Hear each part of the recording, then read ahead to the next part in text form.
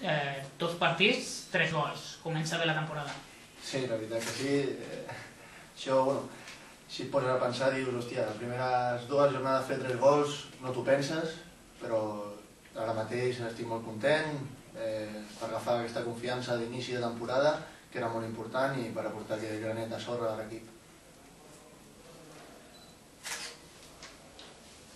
El tema de les faltes, l'any passat teníem a Marcos, es va posar a picar faltes i les fotia. Aquest any veiem que el davanter es fica a picar les faltes i les enxufa totes.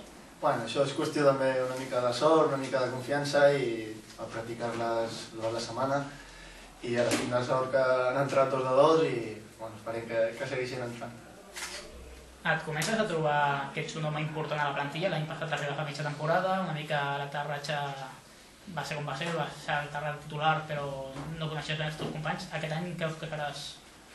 Home, he fet un pas en el tema també d'agafar la confiança amb l'equip, amb el cos tècnic, i home important som els 20 que som, 22 que som, i la veritat que, ja et dic, aportar aquest granet de sorra a l'equip és molt important també.